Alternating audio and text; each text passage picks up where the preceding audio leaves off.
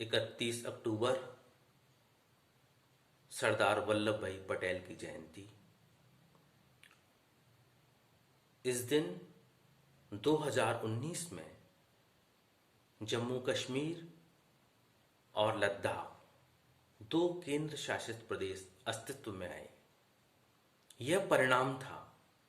इसके लिए 5 अगस्त 2019 को भारत सरकार के गृह मंत्री अमित शाह ने संसद में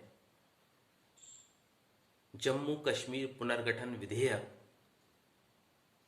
प्रस्तुत किया, जिसमें राज्यसभा के अंतर्गत 125 पक्ष में और 61 मत विपक्ष में प्राप्त हुए, जबकि लोकसभा में पक्ष में 370 और विपक्ष में 70 मत प्राप्त हुए।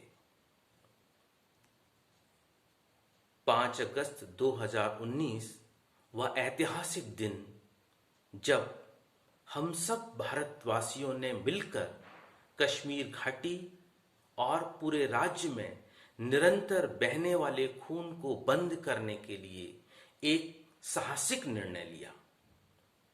हमने उन सभी रास्तों को, दरवाजों को बंद करने की कोशिश की जहां से घाटी में खून बहाया जाता था। यह निर्णय आसान नहीं था, लेकिन हम सब भारतवासियों के सम्मिलित ताकत से हम ऐसा करने में समर्थ हुए।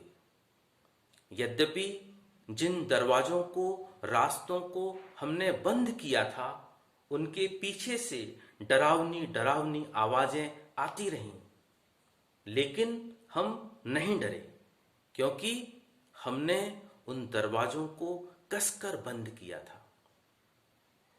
हमें मालूम था जो रास्ते, जो दरवाजे हमने बंद किए हैं, उनके पीछे आतंकवाद के खूनी भेड़िए चीखेंगे, चिल्लाएंगे, उन्हें खून चाहिए।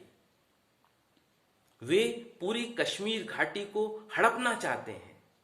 वे चुप नहीं बैठेंगे, लेकिन एक दिन उन्हें चुप होना ही होगा, क्योंकि जो रास्ते हमने बंद किए हैं वे अब कभी नहीं खुलेंगे।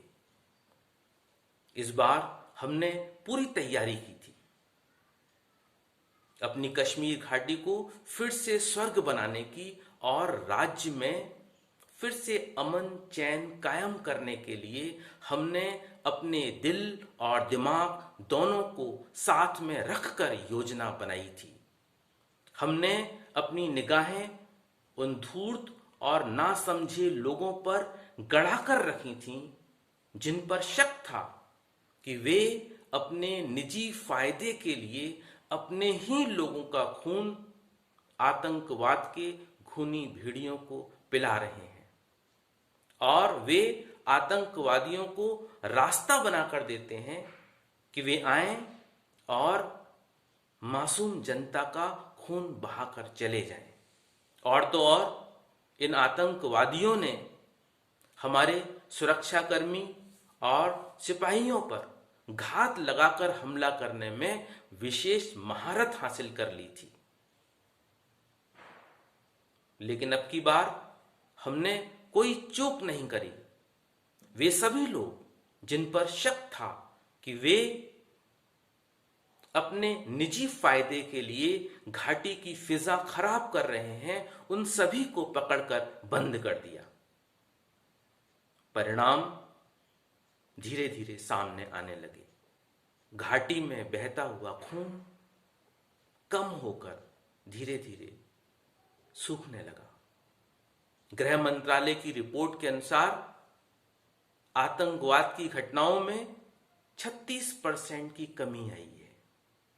मैं यहां स्पष्ट करता चलूं कि जिन रास्ते और दरवाजों को बंद करने की बात की गई है, वे कोई लकड़ी या किसी लोहे के दरवाजे नहीं थे, और ना ही वे कोई सामान्य रास्ते थे। वे थे आर्टिकल 370, आर्टिकल 35A और वहां की लोकल पुलिस। आज का विश्लेषण जम्मू कश्मीर 5 अगस्त 2019 से पूर्व व उसके बाद। नमस्कार, मैं उपमन्यु, धड़कन में आपका स्वागत है।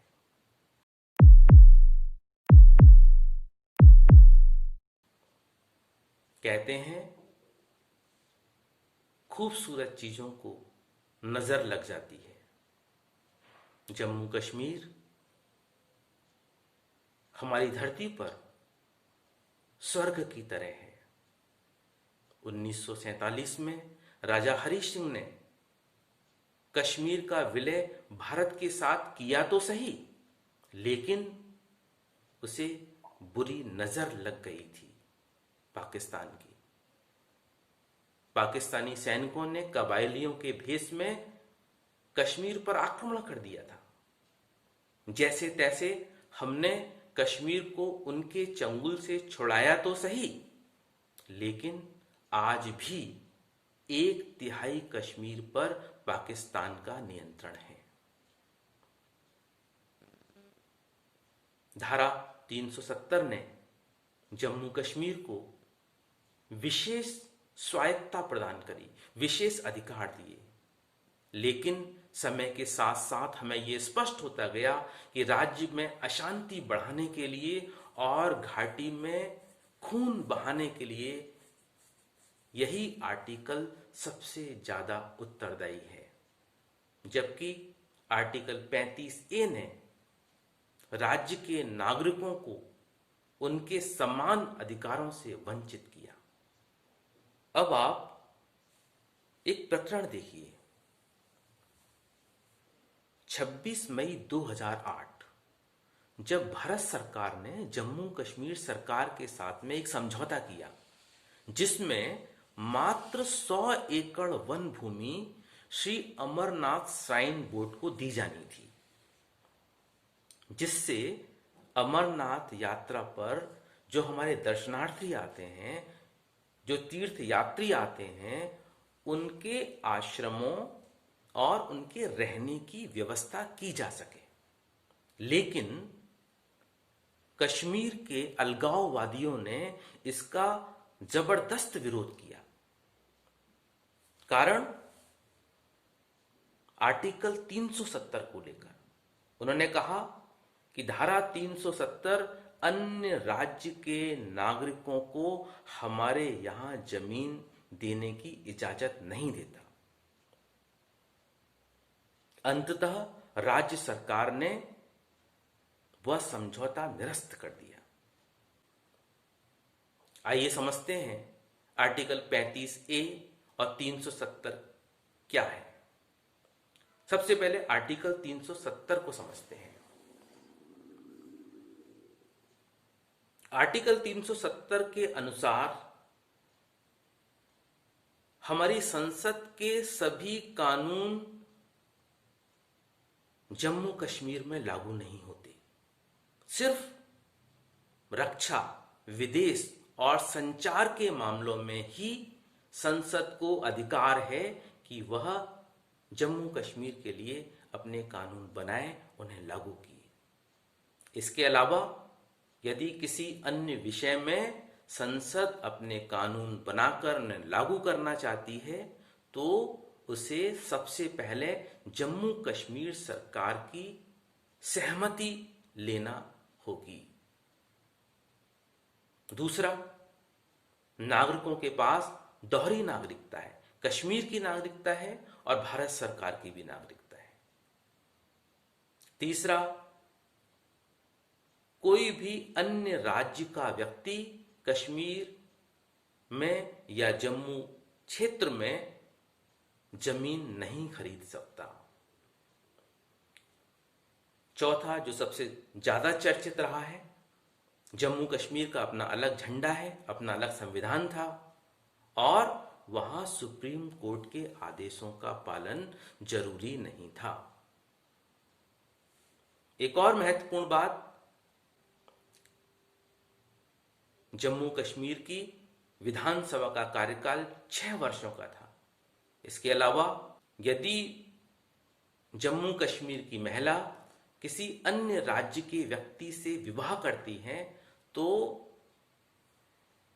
उनके सभी अधिकार जो स्थायी निवासी से संबंधित हैं उनसे उन्हें बेदखल किया जाता था, जिसके कारण ना तो उनका जम्मू कश्मीर में किसी तरह की प्रॉपर्टी पर कोई अधिकार रहता था और ना ही उनके बच्चे जम्मू कश्मीर में जमीन या प्रॉपर्टी पर किसी तरह का दावा कर सकते थे। आर्टिकल 35A को समझते हैं। आर्टिकल 35A इसके अनुसार 1944 या उससे पूर्व में रह रहे नागरिकों को ही वहां के स्थायी निवासी की पात्रता मिली। नंबर 2, वोट देने का अधिकार सिर्फ उन्हीं लोगों को दिया गया जो जम्मू कश्मीर के स्थायी नागरिक हैं। इसके अलावा जैसा कि आप जानते हैं वहां सिर्फ और सिर्फ वही व्यक्ति सरकारी रोजगार पा सकता है और सरकारी योजनाओं का लाभ ले सकता है जो वहां का स्थायी निवासी है। अब इसमें मुख्य बात देखें, 1947 में जब भारत का विभाजन हुआ तो वहां से हिंदू शरणार्थी जम्मू कश्मीर में आकर बस गए, लेकिन 5 अगस्त 2019 से पहले वे आज तक शरणार्थी के रूप में रह रहे हैं, क्योंकि उन्हें जम्मू कश्मीर सरकार ने अपना स्थायी निवासी मानने से इनकार कर दिया। 1957 में जब जम्मू कश्मीर में सफाई कर्मचारियों की समस्या आई तो जम्मू कश्मीर सरकार पंजाब से हमारे वाल्मीकि और दलित समाज के लोगों को, सैकड़ों लोगों को सरकारी नौकरी पर बहला फुसलाकर सफाई कर्मी के रूप में जम्मू कश्मीर में लेकर आई, लेकिन आज तक उन्हें भी स्थायी नागरिक नहीं माना गया। और सबसे घृणित बात यह है कि वहां प्रावधान किया गया कि इन वाल्मीकि और दलित परिवारों को कभी भी सफाई कर्मी के अलावा कोई नौकरी नहीं दी जाएगी, चाहे उनके बच्चे कितने भी पढ़ लिख क्यों ना जाएं। लेकिन 1950 में चीन से भगाए गए जो मुस्लिम शरणार्थी थे वे वहां रच बस गए हैं, उनके लिए किसी भी तरह का कोई रिस्ट्रिक्शन नहीं था। तो आपने देखा कि 5 अगस्त 2019 से पहले की जो धारा 370 और धारा 35A में किस तरह की व्यवस्थाएं थीं, लेकिन 5 अगस्त 2019 के बाद जिस तरह की पात्रता पूरे भारत में नागरिकों के पास में है, वही सारे अधिकार नागरिकों को दिए गए हैं।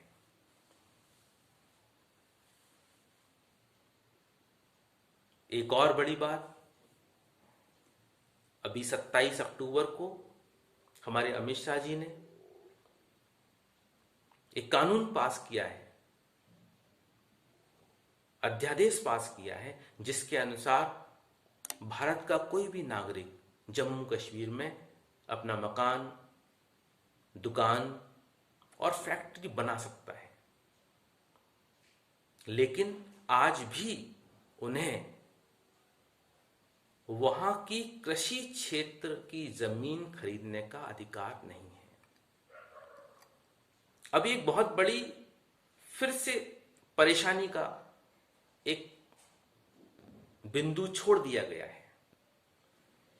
आज हम भारत में देखते हैं तो कोई भी छोटे से शहर में चले जाएं, बहुत सारे लोग हैं, बहुत सारे किसान भाई हैं जो किन्हीं कारणों से किसानी नहीं करना चाहते हैं या वो गरीबी की अवस्था में रह रहे हैं, तो वे अपनी जमीन का कुछ टुकड़ा बेचकर एक मोटा धन कमा लेते हैं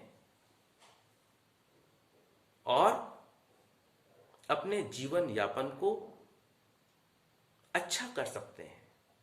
लेकिन वहां आज की तारीख में अभी इस तरह का अधिकार जम्मू कश्मीर के नागरिकों को नहीं दिया गया है कि वे अब किन्हीं स्थितियों में मान लीजिए अपनी जमीन बेचना चाहते हैं तो वे उसे नहीं बेच सकते। आप 14 माह पश्चात के वर्तमान घटनाक्रम को ध्यान से देखिए। 13 अक्टूबर 2020 मंगलवार पूर्व मुख्यमंत्री महबूबा मुफ्ती रिहा हुई। 14 अक्टूबर 2020 बुधवार फारूक अब्दुल्ला अपने पुत्र के साथ महबूबा से मिलते हैं और उन्हें 15 अक्टूबर को अपने घर मीटिंग पर बुलाते हैं। 14 अक्टूबर को ही पीपुल्स कॉन्फ्रेंस के अध्यक्ष सज्जाद लॉन वे भी महबूबा से मिलते हैं। 15 अक्टूबर 2020 को फारूक अब्दुल्ला के घर मीटिंग होती है जिसमें पीडीपी की महबूबा, सीपीआईएम, एएनसी मिलकर पीपुल्स अलायंस की घोषणा करते हैं और जम्मू कश्मीर के विषय में भविष्य की योजना पर चर्चा करते हैं। 24 अक्टूबर 2020 गुरुवार को महबूबा के घर पर उनकी सहयोगी पार्टियों के साथ फिर से एक मीटिंग होती है जिसमें गुपकर 2 घोषणा पर हस्ताक्षर किए जाते हैं और कश्मीर का पुराना स्टेटस वापस प्राप्त करने का निर्णय किया जाता है। बताना चाहूंगा कि 5 अगस्त 2019 के ऐतिहासिक दिवस से एक दिन पूर्व 4 अगस्त 2019 को नेशनल कॉन्फ्रेंस के अध्यक्ष फारूक अब्दुल्ला के घर उनके सहयोगी दलों पीडीपी, कांग्रेस, सीपीआईएम और अवामी नेशनल कॉन्फ्रेंस के साथ एक मीटिंग हुई थी जिसमें सभी ने सर्वसम्मति से प्रस्ताव पास करके जम्मू कश्मीर की पहचान, स्वायत्तता और विशेष स्थिति की रक्षा और बचाव में सहमति व्यक्त की गई और इसे ही गुपकर घोषणा कहा गया। फारूक अब्दुल्ला का घर श्रीनगर में गुपकर रोड पर है, इसलिए योजना का नाम दिया गुपकर घोषणा, गुपकर डिक्लेरेशन। इस बीच 23 अक्टूबर 2020 मैडम महबूबा ने अपनी पहली प्रेस कॉन्फ्रेंस कर कश्मीर में पूर्व स्थिति बहाल करने की मांग की और बयान दिया, जिस वक्त हमारा ये झंडा वापस आएगा हम उस झंडे को भी उठा लेंगे, मगर जब तक हमारा अपना झंडा डाकुओं ने डाके में ले लिया है तब तक हम किसी और झंडे को हाथ में नहीं उठाएंगे। आप भाषा की स्पष्टता देखिए, हम उस झंडे को भी नहीं उठाएंगे, हम उस झंडे को भी उठा लेंगे और डाकुओं ने डाके में ले लिया है। मतलब साफ है, भारत का झंडा हमारा नहीं है तथा भारतवासी डाकू हैं। और देखिए 23 अक्टूबर को ही राज्य में बेकसूर नागरिकों का खून बहाया गया। 3 बीजेपी के कार्यकर्ताओं को आतंकवादियों द्वारा गोलियों से भून दिया गया। अब महबूबा और उनके सहयोगी गुपकर घोषणा वाले कब समझेंगे कि अब जनता उन्हें बर्दाश्त नहीं करेगी। उन्होंने जिस तरह जम्मू कश्मीर की जनता को लूटा है और आतंक फैलाया है, उसमें डाकू कौन है यह किसी से छिपा नहीं है। वास्तविकता यह है कि उनके मुखौटे उतर चुके हैं और जनता सच्चाई को जान गई है। पीडीपी अध्यक्ष महबूबा हों, नेशनल कॉन्फ्रेंस के पिता पुत्र फारूक और उमर अब्दुल्ला हों, ये उन्हीं लोगों के प्रतिनिधि हैं जो घाटी को खून से लथपथ करना चाहते हैं। इन्होंने हमारी शंका को सच साबित किया है। प्रधानमंत्री जी की सबका साथ, सबका विकास और सबका विश्वास नीति के कारण जम्मू कश्मीर राज्य अब विकास के रास्ते पर आगे चलेगा। और हाँ, देशद्रोहियों का साथ और उनका विकास अब संभव नहीं है, यह भी हमें समझना होगा। 28 अक्टूबर 2020 एनजीओ और वे सभी ट्रस्ट जो आतंकवादी गतिविधि में लिप्त हैं, उन पर भी भारत सरकार ने छापेमारी कर आतंकवादी घटनाओं को रोकने की कोशिश की है। चैनल को सब्सक्राइब करें और यदि पसंद आए तो लाइक भी जरूर करें। धन्यवाद।